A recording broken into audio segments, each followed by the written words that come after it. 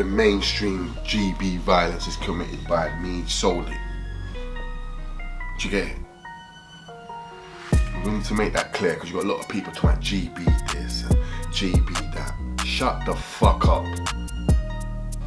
I was the only notorious man from SCA with this thing on my back. Going anywhere and coming back with all W's. Let's get it right. Do you know like that? Yeah. Let's get that clear. Apart from that, just shut the fuck up. He's like, well, where my brother? I said, well, where my brother? I said, yeah, I've been looking for you. He's like, I've been looking for you too. Then Mallet's just gone, bun him! Man's popped off the thing. Squeezed to get it.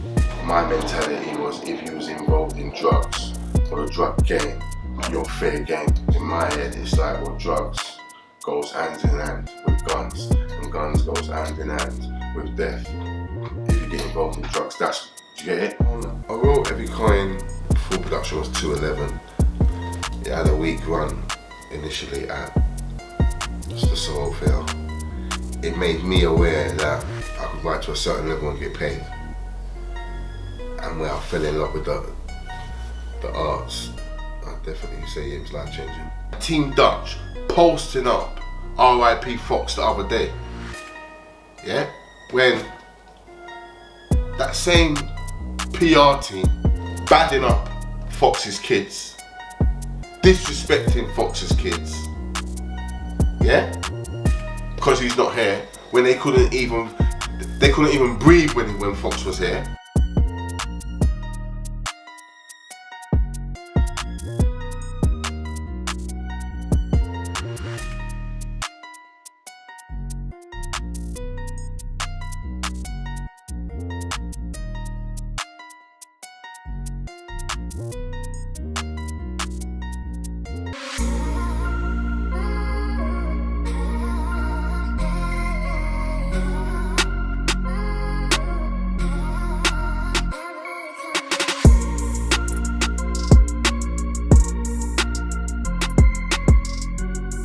So you've ended up coming out of jail after 2 years and 8 months.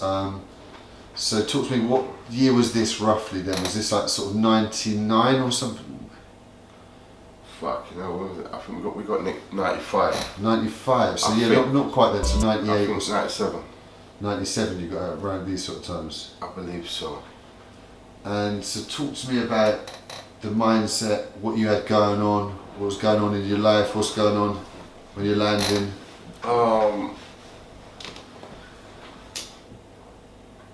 97, that was a very hectic year in terms of beef on the streets, and roads were dangerous. There weren't so much cameras around then, you know, so it was a different kind of level of violence, I believe. But yeah, so yeah, it was just that get them before they get me mentality. Stay low, stack bread, keep it pushing. And so, you know, when you came out at these times there, were you still in Deptford messing with GB lot per se, or was it with the Love of Money Hackney lot? I've released these times. Fuck, you know, I think I was still kind of fucking the GB lot at the start of the year.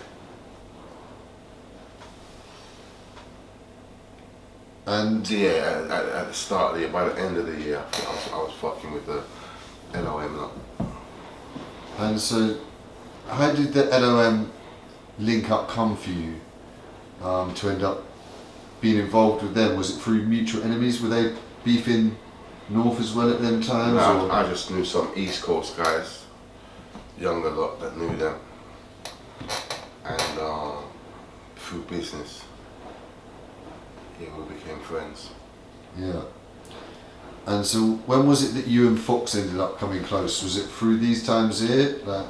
Do you know what, with Fox, obviously I knew about Fox from way back. Do you get it? He's a high profile guy out of Hackney, you know, like that. So he was known as a rubber man back in the day and a knife man, so he had a reputation, so I already knew about him. But when I linked up with the LOM lot, the boss for that outfit, which was Escobar, Colin Brown, R.I.P. He was just like, from the start, I can't wait for you to meet Fox. I can't wait for you to link Fox. You two are just the same. Do you get it? That was just his vibe from earlier. That's all he kept saying, because Fox was in jail. Do you get it? Then, and then I think I met him in jail briefly. I think I went to Brixton or one of them jails. Very briefly, I met him. And I remember we went to the gym and there was a little incident where we had to kind of violate one you. Then I went home, then Fox come home. When Fox come home now, yeah, we just went back to back. And did the Love and Money crew have a problem with North at them times? Yeah. Yeah. Yeah. That was the war. The war.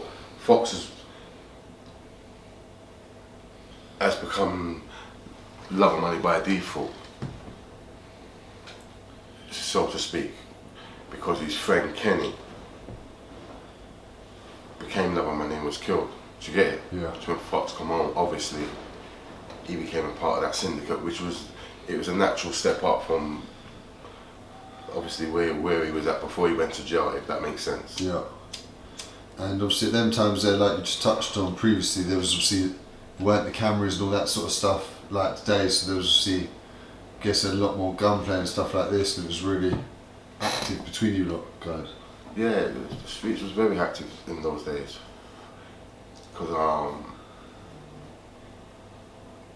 yeah, man will give it to you anywhere. Do you know, like that? It was just that kind of, yeah, anywhere. Yeah, 100%. And so the North Tottenham lot, they were real dangerous, obviously, opposition at them times. Obviously. Yeah, for sure. For sure. No one can't take that away from them. It was very dangerous. And so how are you earning, obviously the computer chip era is, I'm guessing, fully done at this point here, so how are you earning your money at these times? How are you getting bread? Had you got into the drug game at these times at all? You're not selling drugs for click, or was it robberies? I'm not going to too deep, but it's well documented within certain documents that I was involved in drugs, criminal activity. Yeah. And obviously at certain points you've ended up coming down to Brighton ways. When did you start coming down to Brighton? It said that from documents I read that you was just trying to set up a drug empire or trying to take over Brighton. When did you first come down to Brighton? What year was that? Yeah, don't believe everything you read, bro. So what's the truth of that situation then? I wasn't trying to set up no empire, but yeah, I lived down there. I had two girlfriends down there, one in Worthing, one in Brighton. But obviously I did get involved in the criminal side of things down there, which led to obviously me going to prison. I'm not going to really speak about anything criminally wise that's going to upset the victims in my case. I'm sure you can understand that. Of course, but touched on the numbers, obviously I think when you end up getting convicted it was of 34 offences, ranging from attempted murder, false imprisonment, GBHs, robberies, firearms offences, aggravated burglaries. So it's as serious as it gets offences wise. You're really on job at that period. So what you were, you were kind of reckless with it and just on job to the fullest at that time. Like, what was the mindset? You were down for whatever and it was ride or die sort of mindset at that time? It's definitely ride or die mindset at that time in terms of generally. I think when you're living that lifestyle of, you know, people want to kill you or you're looking for people, you have to have that mentality where you'll go all the way in terms of generally. For what you're asking, I'm not really going into it too much. As I said to you, I don't want to really touch on anything that's going to cause anyone distress, but what I will say is I explored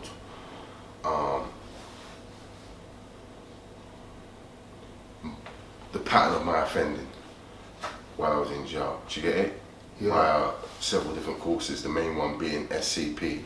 So I was able to identify my triggers and why I went as extreme as I did. Do you get it? Of course.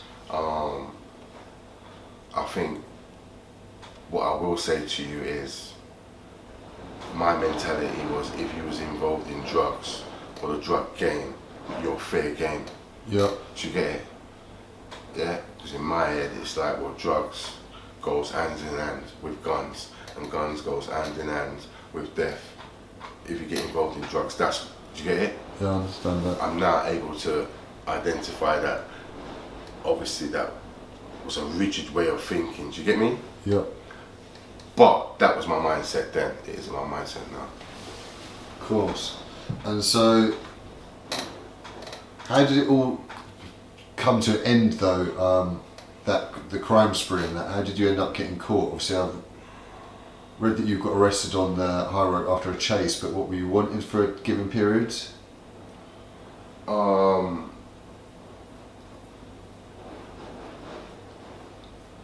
I feel, what happened again? I think I was arrested originally in Brighton, but I was released. And then,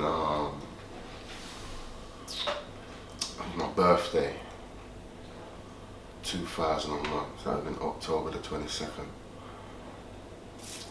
And I was returning to my bike the following morning.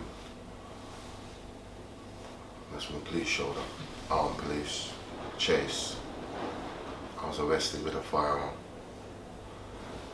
Yeah. Yeah, that was the Were you rolling with a firearm 24/7 at them times? So? yeah, 24/7. Yeah.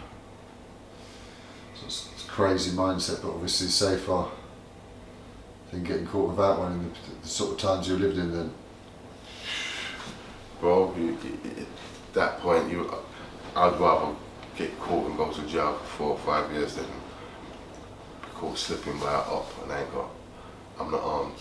Yeah, I was armed every day, 24/7. Yeah, and who, obviously from the Tottenham lot, was Mark the leader at them times there when you were real beefing against him? Yeah. Yeah. Okay. And so obviously when you've ended up getting caught, you've ended up getting remanded. Where'd you get remanded to? Originally it was Belmarsh.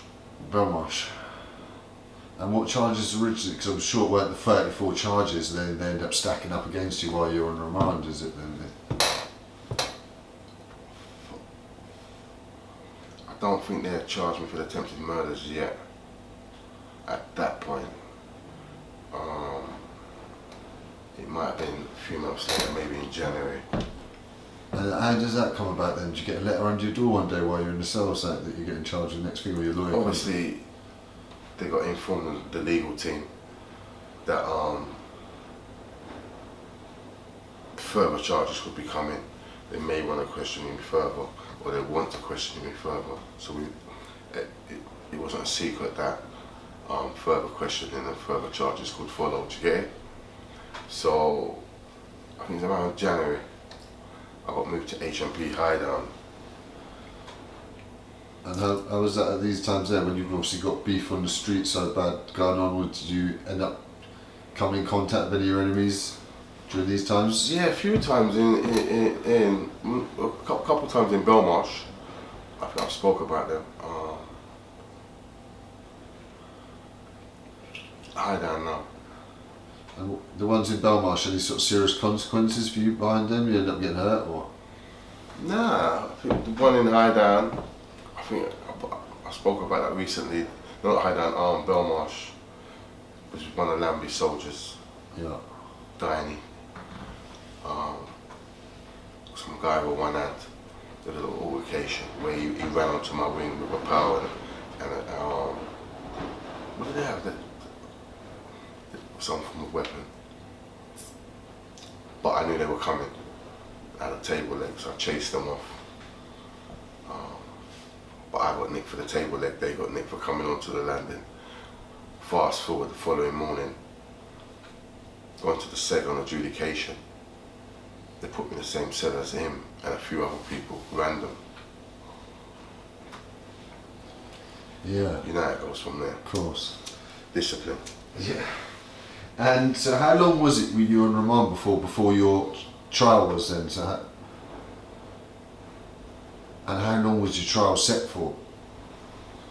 You know, when was my trial? My trial started 2002, maybe about 12 months, 14 months, something like that. And It was a 3-month trial. talk to me about your legal team. I guess you had a top barrister or QC on your case at the time? Do you know, my legal team was fucked, bro.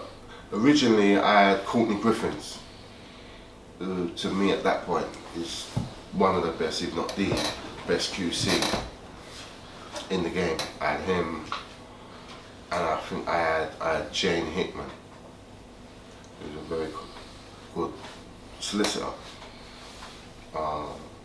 Then the dates got changed for the trial. Courtney couldn't make those dates, so I had to pick someone else. Wasn't happy about that. And I picked this guy called Jerome Lynch. I've seen that Jerome before on a BBC documentary. Yeah. With Giovanni De Stefano, who was working with him. Exactly. On the Hugenstraten case, I think it was. So I picked him now. Yeah. Gone to trial, but I'm giving him questions. Now remember, at this point, I've read every document. Forensically, I'm sure. Bruv, there's thousands of pages. Remember, it's 5 cases. And so how long was your trial set for? 3 months straight. Fucking hell. Do you get it? Old Yeah. Bailey, yeah? Yeah, and I'm in the block as well. Do you get it? So I'm reading. I know these documents inside out. So I'm telling him, listen, this Jerome Lynch guy, this is what I want you to ask him, X and Y.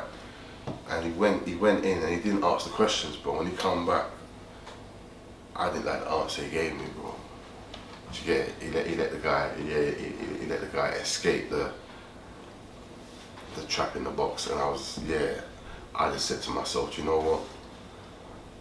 If I'm gonna go down, it's better I go down firing my own gun rather than him holding the gun and he's not squeezing. Do you get it? Fuck. So I just sacked him. Yeah, I'm defending myself. How about that? And so this was deep into the case then, because obviously you're on the defence Day side. 2. This is day 2, bro. Day 2 of the case? This is day 2, bro. Shit. And so talk to me about how that would happen then. Did they pause the case for a couple of days in order for you to get all paperwork and stuff like this, and what was going on? Did they take you out? They paused. I think they paused it for a day. Might be a day or 2 days. They had to pause it. They had to give me all the documents. Did they try and say to you needed another legal team then, or something like this, and you said there was a problem, and the problem was that the new legal team would have wanted to delay the trial, and they weren't willing to do that? they weren't going to delay thing. Where the problem lied legally was that I had to get legal advice on points of law. Do you get it? So what the judge done, he said to my solicitor, you're going to have to give him legal advice. Oh, so you kept your solicitor on? The solicitor's on, yeah? You're going to have to give him legal advice on points of law as and when they arise, yeah? And he's kept the case moving. But she was never in court. That was the problem. And the clerk that was there was advised not to give me no form of legal advice because they wasn't qualified, only to take notes. So I've got an accurate account of what's being said in court on a daily basis, you get it? So that's what happened. So then by the end of the case... Crazy there, but pause that for 2 seconds. You know, were you in the dock, or were you allowed to come down, to have a big desk and stuff like this, or were you down with the laws? No, I was in the dock. You're still in the dock though, behind the glass. I kid you not, ridiculous archboards everywhere. Plus, remember, I'm on 6 and an SO. That's 6 screws and an SO. I'm in a sec. So you've got 6 screws in this little box all sitting down, plus the SO. Then you got my Cody Nolan, yeah, who's on animal mode. He's got 6 with him. So can you picture this box? And you got me there with this archboard trying to defend myself. What was the jury looking like? The jury's the jury, man. And did you get a good feeling from them during it on those? Talk to me about how the case went, representing yourself then. Like, there must have been absolute mad, like, it must have been a nightmare. Yeah, it was. How did you feel like it was going? Talk to me about how you did it and how it worked. Do you know what? I'll be real with you, yeah? It's crazy. I feel like I gave a good account, you know, because I knew the documents inside out, do you get it? And at one point I had a good feel for the jury, do you get it? Yeah. I think what happened, there was a point in the case where they found DNA on a cigarette butt, yeah? At the crime scene in Brixton, yeah? And he said 1 billion to 1, it belongs to my uncle, Martin Campbell, yeah? That's what the statement said, yeah? By the time we got to trial, there was another statement. And it said, they went to Mr. Campbell's house and told him, we've got your DNA on a cigarette butt at a crime scene, 1 billion to 1, how did it get there?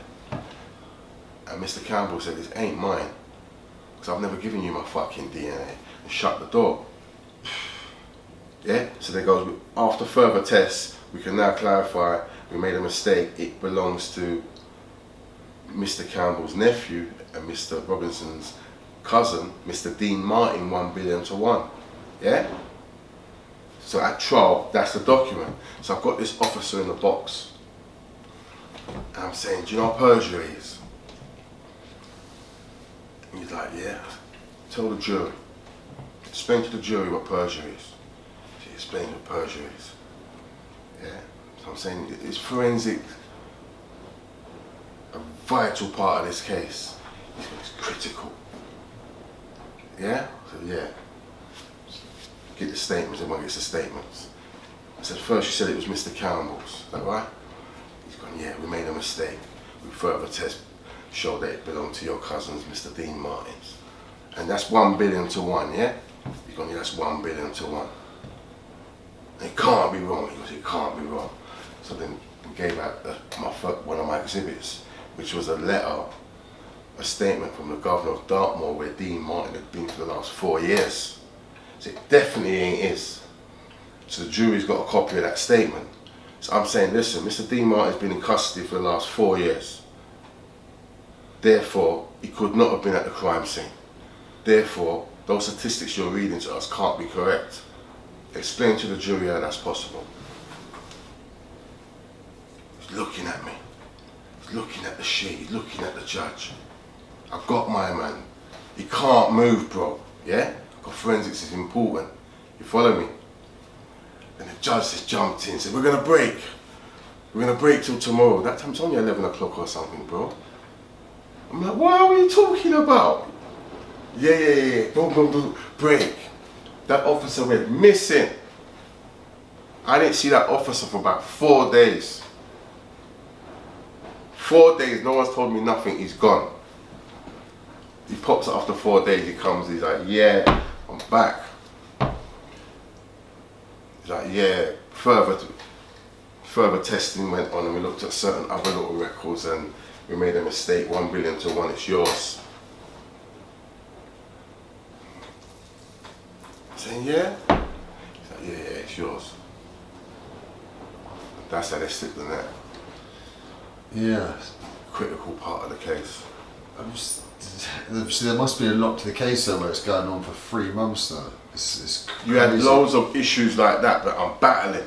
Yeah. But what I was doing as well, I think this is why me and the judge fell out, was there was a lot of unused evidence, like unused statements that were very damaging to the prosecution that a normal barrister couldn't introduce because it's unused.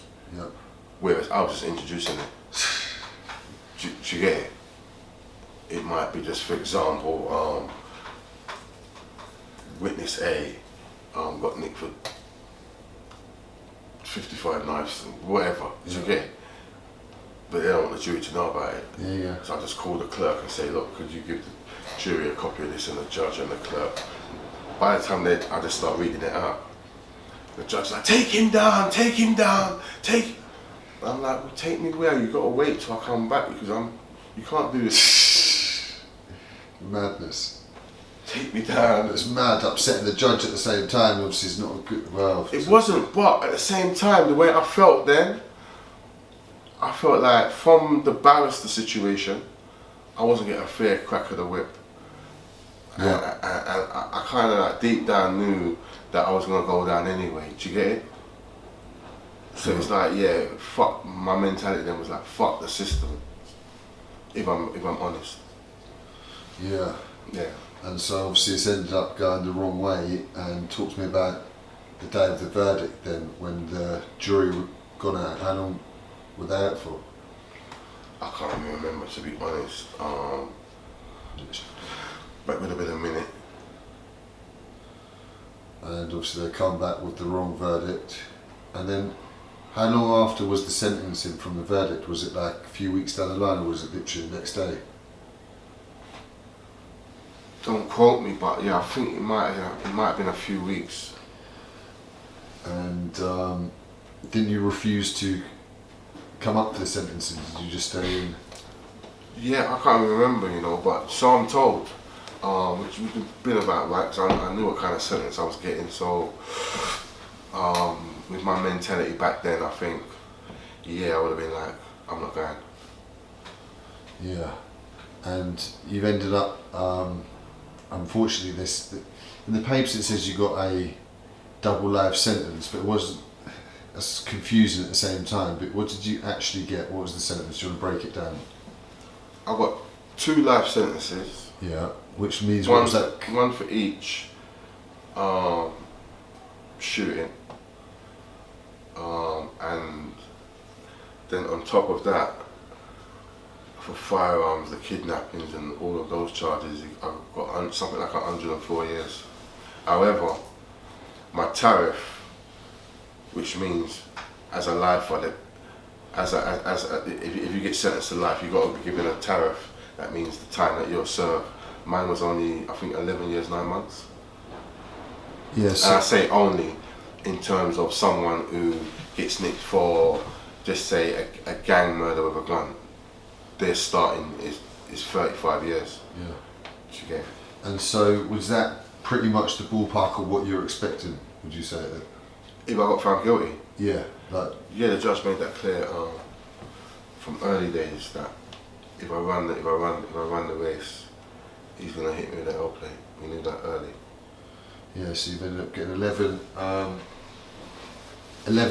and what did you say, 11 and 6, is that a minimum? 11 years, 9 months. 11 years, 9 months minimum.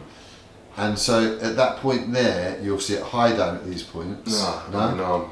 I'm in Belmarsh. I'm in Belmarsh in the block when I get sentenced. Yeah. The day after I get sentenced, I get moved on to the unit. Okay, is that what the Cat A unit, is that? The unit is a prison within a prison in Belmarsh. Yeah, that's the Cat A unit, yeah? This Cat A is an iris on there. Yeah. You've got the Cat A unit, which is Arsbrook 4, yeah, or used to be, I'm not sure now. And then you've got the special unit. The double Cat A's, is this? Yes. That's the bit, yeah. Yeah, fuck. Yeah. So that's where you've been sent. Do your Cody get sent there as well? No, my Cody, because they won't let us locate it, and we were moving kind of mad. During the trial, we was just beating them. Do you get me? Just move to them. Like, we're in a block in it, moving crazy. But my Cody, he said he ain't coming out the block or cutting his ear until he gets justice. What the fuck? And so how long did he wait trying to find that justice? He stayed in the block, bro, fighting them. Just on a mad one. So he ended up on the CSC unit with Charles Bronson. Mad. And so talk to me about the obviously the double Cat A unit though, or Belmarsh. That's crazy. That's obviously notorious, infamous, one of the worst places in the system. It's as bad as it gets, isn't it? I would agree with that, bro. I think. Or is this high? It's meant to be as most secure. Yeah, most secure. It's the most secure, but I wouldn't say one of the worst. I mean, in terms of prisons, because you've got to remember, in those places there, in the criminal world, it's the crime of the crime, innit? Whether it's the terrorists who tried to blow up the bust in Wimbledon, or the fraudist who defrauded 10 billion, or gang leader from North London who's worked. Do you get it? That's where they are. So what you'll find is that level of criminal, they're very respectful, and you don't get the nonsense. So it's like you're not gonna get trivial arguments as you would on within other prisons. Does that make sense? Of course. So they're not, in terms of to do your bird or your remand, it isn't bad to be around good caliber of people who know how to conduct themselves. Yeah, indeed. So how many people are on this unit then, roughly? 12 or 14. Yeah, so not many. I'd say 12 or 14 because you got different floors. So our floor might have two, then you got the twos, then you might have the ones. And I'm sure that the other side as well. Do you get it? There's different spurs. That's the word. And so talk to me about some of the characters like you just touched on there. When you landed in there must have been some infamous characters around you that are obviously known to the public. I can't really remember none, to be honest. Only people I really remember on there, I know Dean Smith was on there from out of Bermondsey. Black guy, good guy. Big up Dean Smith. Yeah, when he left me his Casio TV, he was a thing. You know, them small little TVs. Yeah, obviously Gary Tyson, he came next door to me when he came onto the unit. Who else was on there? I can't remember anyone else. Gary's obviously got a massive reputation and infamous in the streets, you know. Talk to me about your relationship with I get on with Gary, but you know what it is? I didn't see enough of Gary. Obviously, I went to school with him, boarding school. At that point, you see a lot in it.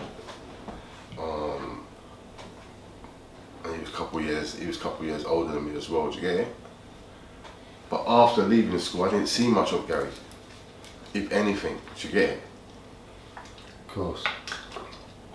But obviously, as the years go by, boom, I started to hear about him and whatnot.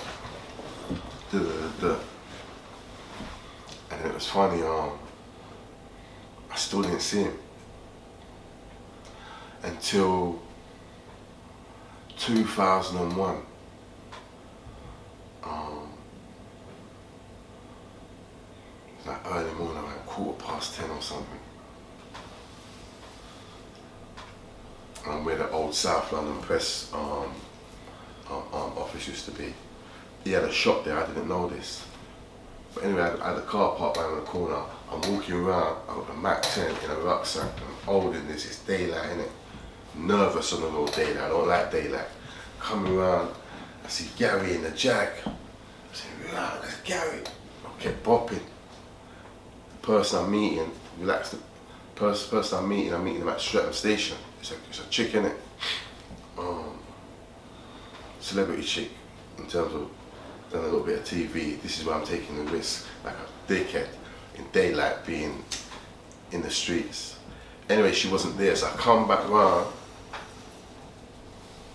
and I said, yo, Gary. I'm over I'm there, innit? I said, what? He's like, who's that? I said, Tiny, boom. He sat up straight, so I'm gonna give it to you straight, innit? He sat up straight, he thought he was done. Big man thing. He's gone, who? I said, Graffham Grange, blood. He looked at me again. And he goes, Barrels. I said, yeah, bro. He used to call me Barrels at school. Since my nose was like a buck, yeah? He's gone, bro, all these years I've been hearing your name, Tiny. He goes, I did not know it was Carlon, yeah. I said, yeah, bro. And we swapped numbers. Tell a lie, I gave him my number.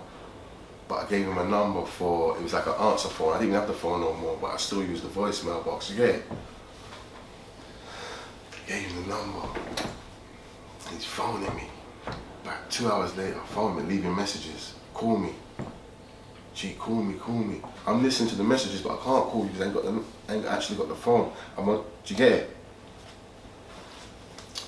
So that's how that played out. But then what's happened is obviously I got nicked, I'm on the unit. Gary's come on the wing. This is on the unit. Somehow he knows I'm in what cell I'm in.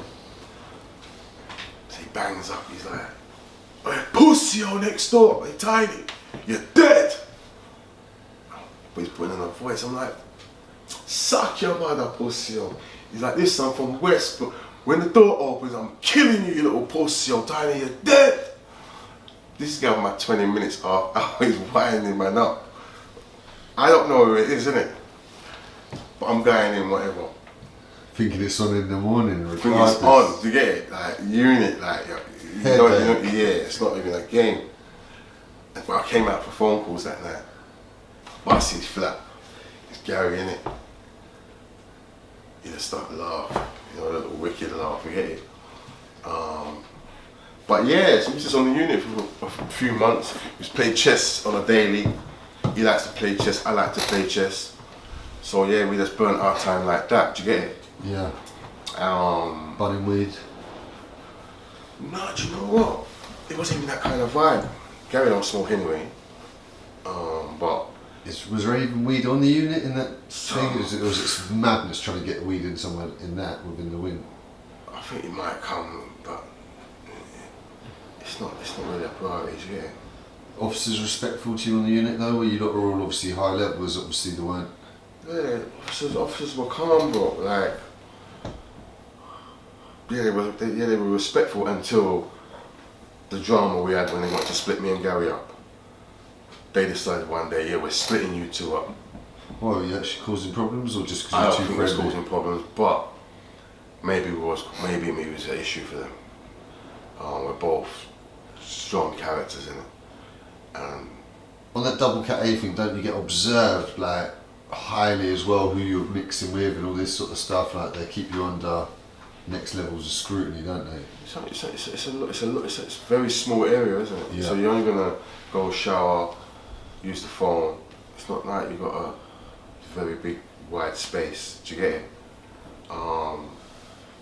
But yeah, they decided they wanted to split us up, and obviously they came for me. They said, "Yeah, you." And it went off. And what happened? Obviously, a big ruck with all the screws in it. Well, yeah, they got their hands on me, innit? I'm fucking fuming, like. And they put me in this cell, and I'm like, I'm not even having none of this, innit? I went on a dirty protest. Oh shit. Yeah, stripped off. Yeah, you know what happened next? Yeah, started singing IRA songs.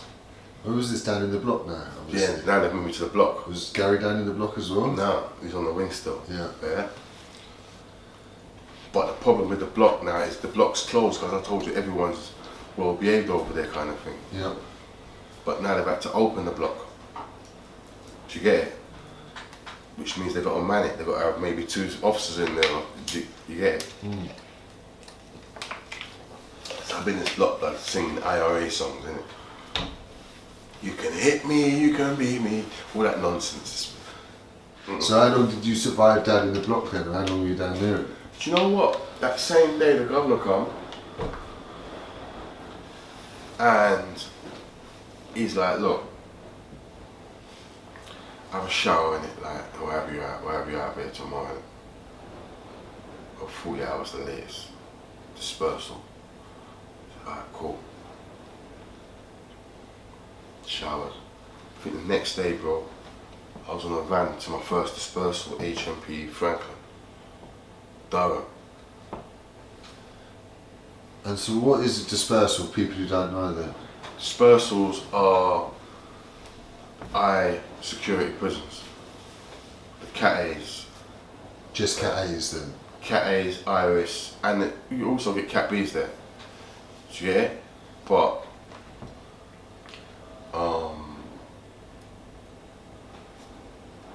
that's what it is. The I security prison, they call it dispersals. That's HMP Whitemore, Franklin, Long Larton and Full Sutton. those are dispersals. Yeah. But additionally, also Wakefield can be also included as a dispersal. Do you get it? Yeah, and they're meant to be crazy, dangerous places to be. So where did you say you got sent to start with? HMP Franklin. Franklin. And whereabouts is that? Durham. Durham. Yeah, And Newcastle. Newcastle. Okay, and so what was it like when you got there? It's obviously a long way from home. Was there other people from London in there? I got there, and because I just come from the block, at that point, if you come from the block, you have to do a 7-day assessment at the other end. Do you get it? Because obviously you might attack staff. Of course. Check that you. So I was in the block. Toby Johnson was down there. Who's that? Where's he from? He's from East London. Okay. So is he on your side? One of your people? He's not on my side, but he's good people. Do you get it? Yeah. Toby's good people. He's from the East side. He's good people. Who else was down there? There was a few guys down there. Anyway, I was down there for 7 days. Then I went up onto the wing. I went up onto F wing. Lambie was on G wing. Yeah? I was on the wing 24 hours. Imagine I've just got there, gone to reception the following morning, got my property, got it in my room, got it in my cell, ain't unpacked it yet. Went for lunch, come back, they come for me. Said, yeah, you gotta go to the block. Said, what for? Ain't telling you. When you get there, we'll tell you. I'm like, alright, cool. Got to the block. They give me a GOAD form, which means good order and discipline. And it says you got to be segregated because information from Operation Trident, yeah, that you and Mark Lambie cannot be in the same prison. That was my form. And from that day, we was never in the same prison. Yeah. During that sentence. So obviously they didn't know that to send you to the jail. Do you think it was brought to their attention by other people then, by other prisoners, or by Mark, or? Well, what we do know is this, is after that officer done that, yeah, there's a PO that put me down the block with his, obviously a few of them. He's put me there about 12:15. In the afternoon, he's walked over to G Wing at 2 o'clock when all the inmates are out. And in front of everybody, he said to Mark, that's 2 favours you owe me. Robinson's in the block, and kept it moving. Yeah? Mad. Everyone's heard that, the Yardies have heard that. Escobar. Yeah? Notorious Yardie from, used to be in Northwest London. They've all heard it. More importantly, 2 junkies have heard it. Yeah? Giscombe and Travis. Yeah? They're Toby's junkies. Oh, Toby in the block? Yep. But Toby feeds them good. Toby's always got food. They're pissed Toby's in the block. Toby's been in the block a week or 2 weeks now. So they're thinking automatically, remember what the officer said? Robinson's in the block. That's 2 favours you owe me. They don't know me. They're not interested in me. But favour number 1 Yep. must have been Toby. They boiled up the hot oil, put Stokes into a big pot. 20, 30 of them, put it onto the stove, sizzling up. Ran at them, bam, threw it. There's 3 of them at the table. Mark, Sass from Mozart, and Shaka from Labrador Grove. Shaka, convicted rapist, he got burnt up. He's out of the game. Sass, he got touched. Mark, one of these judges, innit? Yeah, I've heard Mark's known to be lucky still, like Judge powers, bro. Yes. Yeah. So you believe in all that, yeah? Bro, anyone's got judge powers, it's Mark. Yeah. Yeah. I don't acknowledge it, but yeah. Crazy. And yeah, that's what happened. And Giscombe and Travis got taken to the block because it's on camera. Remember, this is on camera, you know. Yeah. So this ain't no secret what I'm telling you. So I don't really thinking these hits happen or these fights happening dispersed and they're quiet. No, there's cameras on the landing like you're in a fucking supermarket, bro. This is high security. They're seeing everything. Close up too. So Giscombe's gone to the block. Travis has gone to the block. Toby! We got him! Yeah, all that, yeah? Everyone's excited. Good people. Mark was still on G-Wing, but now the random got him off as a grass. So the yardies are saying, do you get it? This is within hours, you know. Yeah, the following day they're saying, yeah, drop us out. Then there's this guy called Dylan. He's a bar. He's from Birmingham and he was a barber. He had a grievance with Mark when Mark must have violated him maybe 3 months before, verbally. But he's just seen, he just moved to Mark and punched him up.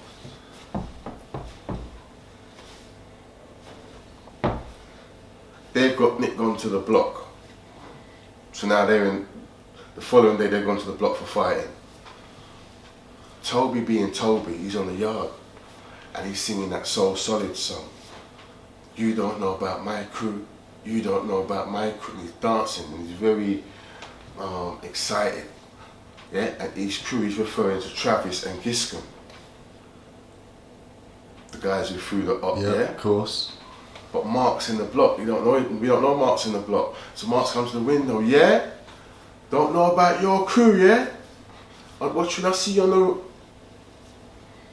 So their argument. That's what pushed him over that side. Yeah. In terms of he became good friends with Fox. Do you get it? Yeah. And so what, you end up getting moved jails then again straight away, did you, from the block? No, I was in the block for, because then Mark, remember we can't make the same joint, I'm still in the block. So you and Mark got arguing for shouting at each other?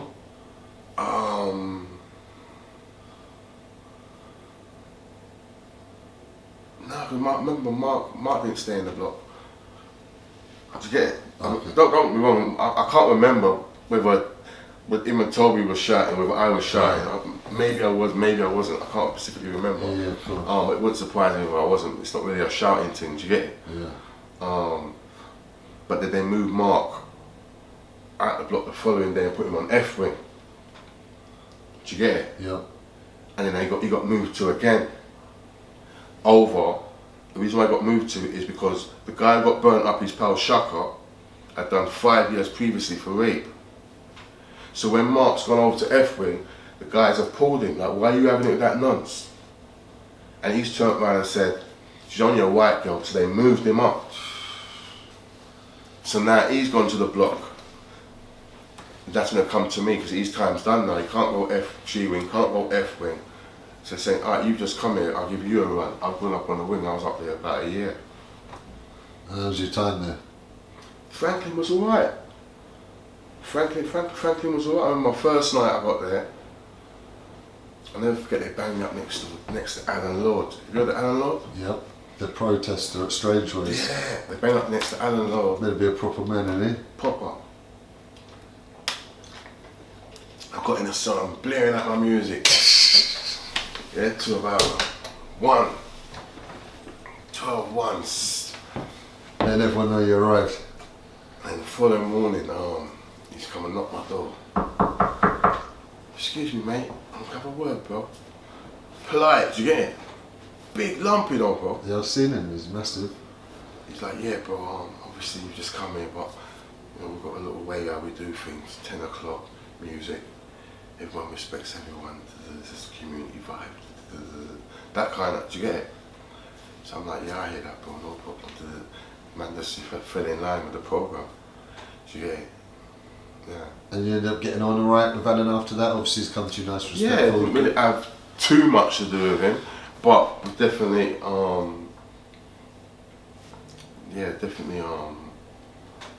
respected the way he approached, man.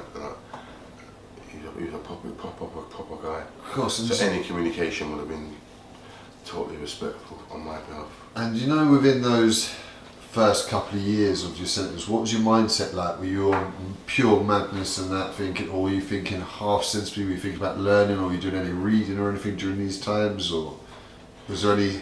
In those first few years, I was more focused on the appeal. Yeah.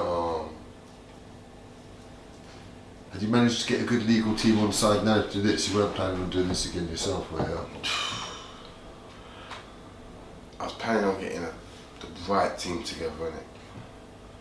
I got the evidence, I obviously had to get the evidence together. But the situation went a bit, because I had to sue the solicitors, the original solicitors. Do you get it? So they wasn't forthcoming with certain, it got a bit messy, to say the least. But yeah, a solicitor did submit some grounds for me. Again, I had to sack them. They didn't do what they were supposed to do. Big man thing. And now with the appeal, because I'll tell you why, you've got to understand this, is, remember what the judge said to the solicitor. You got to give him legal advice on points of law as and when they arise. That's the first thing. The other thing that I forgot to tell you is when I sacked Jerome Lynch and he came down to the cells, the last thing he said to me is, they don't like this, you're going to win it on appeal. That's all he said, and he left. Remember what the judge said? Now, her attitude, the solicitor, is, I can't be here every day. I didn't plan to be here every day. I've got loads of different other cases, and I'm gonna have to, basically, I'm gonna have to go and handle these situations. I'm gonna have to go and handle these other cases. That's what she's telling me. That ain't what she told the judge. So she was never there. So by the time we got to the appeal, my argument is, well, she wasn't there. She didn't give me legal advice on points of law as and when, so the conviction's unsafe. Do you get it? Yep. And they got around it in a kind of way, but they did say that if I can identify what was unsafe and how it affected them. So the door was left open, because the bottom line is, just legally, do you get it? That was the mindset then. Yep. And so, what ended up happening in the appeal then? Nothing happened. Nothing happened. No, it didn't go no further. No. And so then, after that point there, then what was the mindset? Obviously, you're pissed off in a bad way after that, or were you ready to just try and get through your sentence, try and learn, try and do something, or? So what was the year now? Probably we're getting into like 2002, 2003. When was the appeal would have been about them times?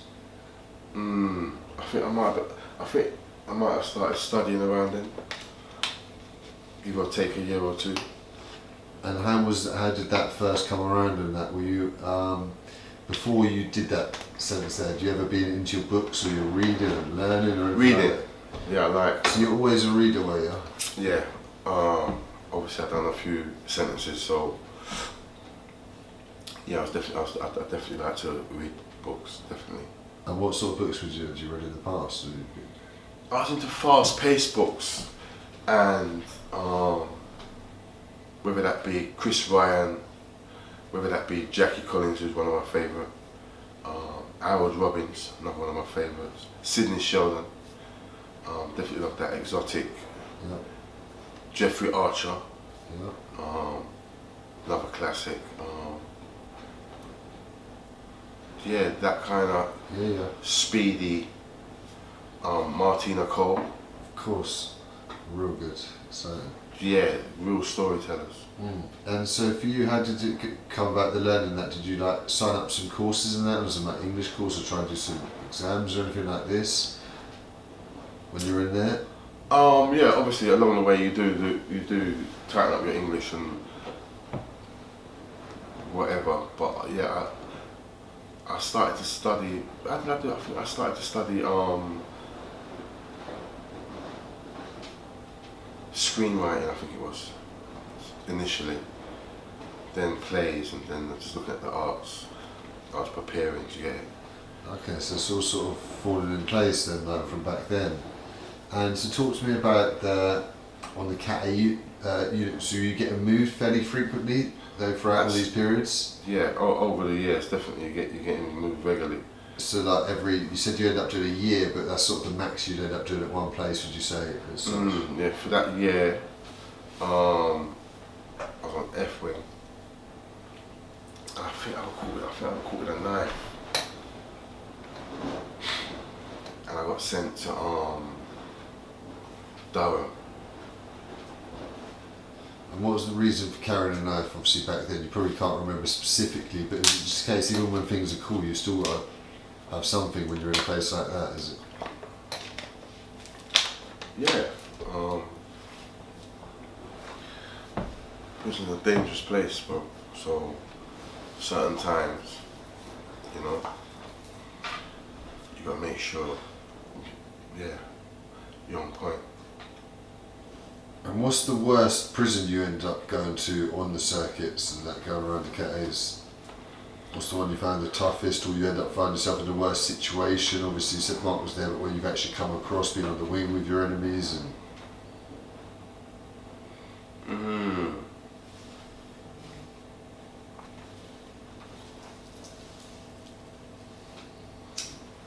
That's a tough one, man. That's a tough one. I would say it would have been Long Lartin. I can't remember what wing was on, if it's B or C. On Long Lartin. And there's about 4 of my ops on there. A couple yardies that are backing these ops secretly. I'm on my ones.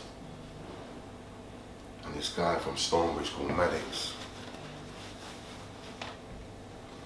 he had my back here, but he was on smoke. Shout out Maddox. Big up Maddox, yeah, from Stonebridge.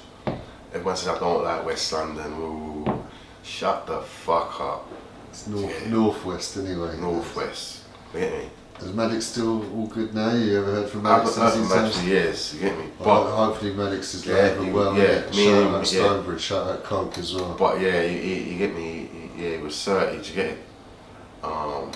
He had your back during them times, got you through it. Yeah, just know don't get it twisted, I got my 2 shanks, he's got his things, but I know he's smoky. And the way I'm rolling right now is, I'm on the up wing, cool but air what. This shoot's smoky, I'm smoky, and you motherfuckers can't do nothing. You twitchy, yes, yeah, that's what it is. Right now, do you get it? Don't get it twisted, rather the peace. Yep. But, you know how it is with criminals, if they smell fear, they're gonna roll over you, do you get it? Of course. But Maddox, yeah, definitely, if he wasn't there, it could have been sticky. So you must have ended up getting touched at a certain point during your bid, this latest bid. Obviously you're in there for the best part of 20 years, 2 decades. You surely must have come unstuck at certain points, no? Yeah, 100%. 100%. I've come unstuck a few times. But not as bad as it could have been. Do you get it? Listen, man get killed in those places. 100. Easy. Do you get it? You better know that man get killed in those places. Light work. So just to make it home, I done well. Do you get it? But I think the 100%. first time I got touched, I think I got cut to 2 or 3 occasions. I think it was Long Lartin. Someone come from behind, cut me in the face. Post tail come from behind. I was in the kitchen doing my thing. He come from behind and fucking bolted. But I caught him quick, you get it? Yeah. And so what was this? Was this a paid hit where you didn't know it was? Because this how more time happens in it on these places. Do you know what? Excuse me, do you know what? He was a sleeper, bro. I got to call him a sleeper when I really check it. Cause I didn't know at that time, yeah? Mm-hmm. But I now know it was fucking Chaos's, it was Chaos's little soldier. Do you get it? And when there was a little passer about the informing thing, me saying he's a snitch and whatnot, unknown to me, he's tight with this dude, isn't it? He's one of his hitters, and he's told him maybe 2 years previous, if you buck my man, you know what to do. Yeah, I kid you not. Right, it's peak views in certain ways in the system there, because Chaos had a lot of power, a lot of swing in it. He had a lot of people like this. He had a lot of swing, he had a lot of power, but it was political. Yeah. Yeah, because I'm Muslim too. So don't get it twisted, like one of the biggest Muslims within the high security estate was a guy called Ali Rowe. A real big man. When it comes to status, he made Chaos apologise to me. Chaos has to apologise. That's how so don't get it twisted, the game's political. 100%. Let me show you how political this game is, this Muslim game. You need to understand how man will use Islam or use the circumstances, yeah, for their own gain. And it's leave you mind blown. Yeah, there's a guy here, bro, who, this guy, let's call him Wayne, this black guy called Wayne. He cuts a man in his face. Yeah, he cuts Tommy in his face, right? Goes to another jail. A year later, Tommy and Wayne swap germs. So Wayne's now back in full sun. But he's Muslim now. Yeah? He's now a Muslim. Yeah?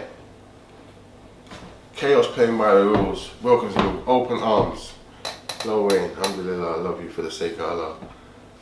So what, even though he's cut Chaos's friend a year before, because my man's become a Muslim since, that's right.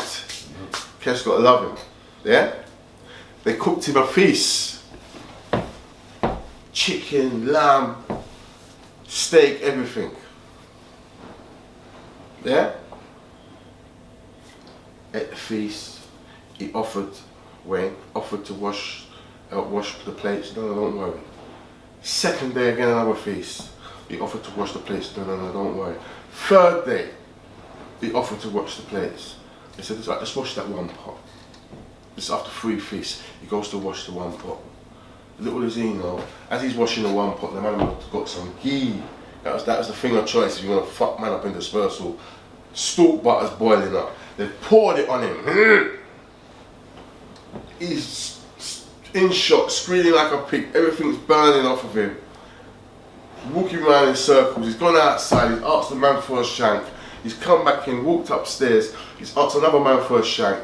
Man have they've gone in and shanked him up because he's looking for a shank to finish him off. He didn't die. So the man and them are like, but he's a Muslim. Ask Chaos, he's a Muslim. How can you do that to another brother? Chaos said, I tell you why. Yesterday he only prayed 4 times. Remember when I called Salah out and he was on the computer, he didn't come. If you don't pray 5 times a day, you're outside the fold. That's how they justified it. Like that. And that's how the game works in there. It's just all. So my point being is, I'm Muslim too. I got my beads. I'm brushing my teeth. Salam. Everyone's like, he's faking it, he's using it as a shield. Yeah. That's brushing my teeth. Salam, my brother. Yeah.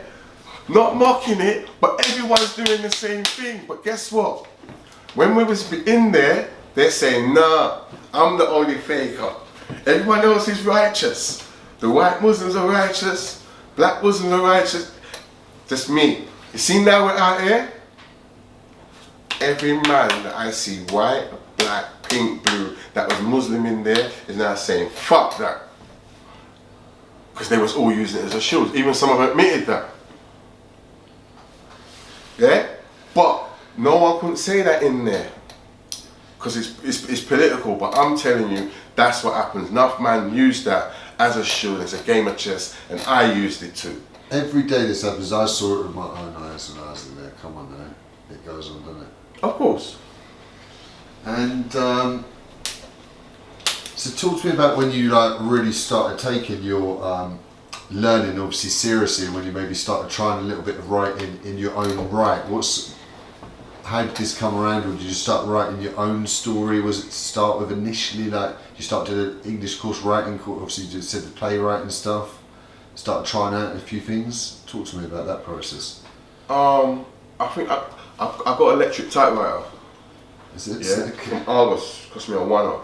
Yeah, fair play though. Yeah, got ink and yeah, because I used to do a lot of civil claims against the government for lost property and. Any successful ones? Always successful. That's why I bought the thing. I just found that typing the letters was more professional. I'm dealing with the Treasury solicitor because it's always negotiations. So when he gets my letter, he knows right now I'm on smoke. You know, like that. And that's why I bought the typewriter. And so what would be like a successful claim, like the end result then of it? And so talk to me about give us one example of one of your claims, what would it be then? So they lost a load of clothes when you moved from jail to jail or something, or lost your property? But they do it all the time, bro. I think one of the most successful one, I remember Belmarsh, they lost my prop cards, both of them. Stored prop and IP prop. Did you get it? They had to compensate me. One of the most bizarre ones. But how much did you get on that occasion? Sorry to interject. About 9 bags off that 9 bags, fucking hell. Which wasn't bad. One of the most bizarre cases that I had was I had a load of stuff sent into Full Sutton. And because you could have clothes sent in at that point, but only once. So everything's in there, dressing gown, and it's all designer. You know how it goes in them places there. Yeah. Anyway, my Gucci belt was stolen. It wasn't there. Yeah, so I'm going nuts. I know it was there. Yeah. And it took 2 years and an officer to get sacked for stealing other people's property and be sentenced to jail. I kid you not. Fuck. Yeah, for the Treasury solicitor, then to pay me out for my belt, which was £180. Fucking hell. So fair play to you, obviously, to get those claims, obviously. Yeah, but anyway, it's from then when I got the typewriter, I'm now in a position where in my own time I can try and write my own story, that's why initially I began writing. Obviously I've got books out on how to write autobios, I read other people's autobios and just managed to find my own voice. I think every writer's got their own voice. 100%. Yeah, so it's about finding your own natural voice, I think, but that only comes with a lot of writing, doesn't it? That you can end up writing in your own tongue, maybe. Yeah, because you got to find yourself as a writer. Everyone's got their own unique MO. Do you get it? And then that's how I was able to find mine. Then I started to write my autobio, and my thing is fast paced. Do you get it? Yeah. And you'll see I'm influenced by Jackie Collins, by Howard Robbins, by Sidney Sheldon in terms of going from one character to another character. Do you get it? Yeah, no, of course. And so you've ended up obviously carrying on around this. You're in there for such a long time. It's easy to sort of pass by years, isn't it? And so talk to me about the process. Like, how long were you on the Cat A circuit before you got downgraded, or you can get recategorised to a B and you Um, managed to get